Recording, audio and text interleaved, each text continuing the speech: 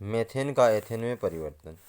जब मेथेन की क्रिया किसी हैलोजन से, हैलोजन के अंतर्गत आते हैं क्लोरीन, ब्रोमीन, आयोडीन, फ्लोरीन आदि आते हैं, इसकी क्रिया उच्च ताप पर कराते हैं तो मैथिल ब्रोमाइड तथा HBr प्राप्त होते हैं। मैथिल ब्रोमाइड की क्रिया सोडियम धातु से ईथर की उपस्थिति में कराते हैं तो एथेन प्राप्त होता है। इसके पश्चात एथेन से मेथेन में परिवर्तन। जब एथेन की क्रिया ब्रोमीन से उच्च ताप पर कराते हैं तो एथिल ब्रोमाइड तथा HBr प्राप्त होते हैं। एथिल ब्रोमाइड की पुनः क्रिया पोटेशियम हाइड्रोक्साइड से कराते हैं तो एथिल अल्कोहल तथा पोटेशियम ब्रोमाइड प्राप्त होता है।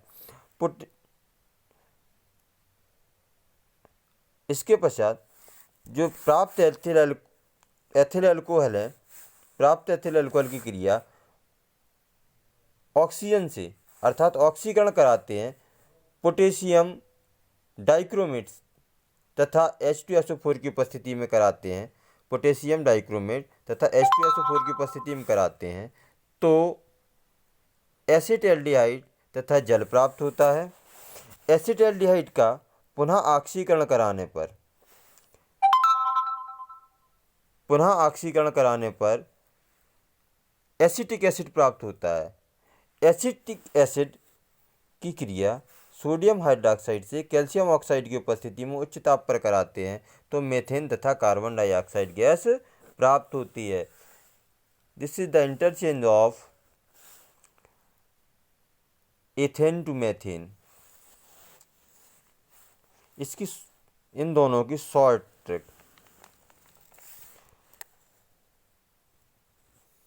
CH4 gives Br2 thermal power,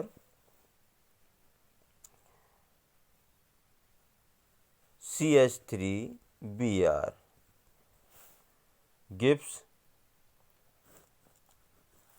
Na in presence of ether,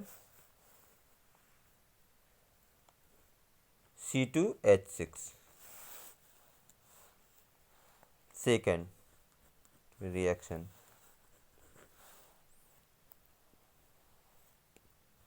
ethane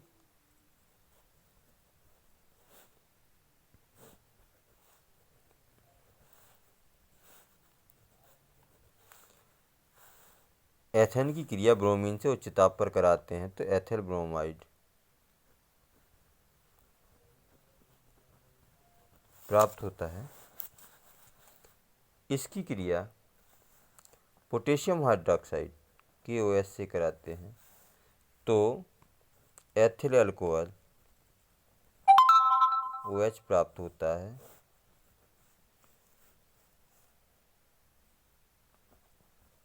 ethyl alcohol की क्रिया पोटेशियम डाइक्रोमेट तथा H2SO4 की उपस्थिति में ऑक्सीजन से कराते हैं तो एसिटैल्डिहाइड प्राप्त होता है, जिसकी पुनः क्रिया पोटेशियम डाइक्रोमेट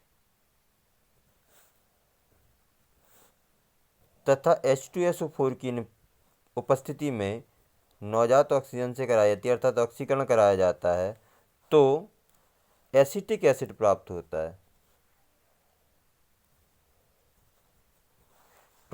है। एसिटिक एसिड को NaOH तथा कैल्शियम ऑक्साइड, सोडियम हाइड्रोक्साइड तथा कैल्शियम ऑक्साइड की उपस्थिति में उच्च ताप पर गर्म करते हैं तो मेथेन प्राप्त होती है। यह आपकी इंटरचेंज मेथेन से एथेन और एथेन से मेथेन।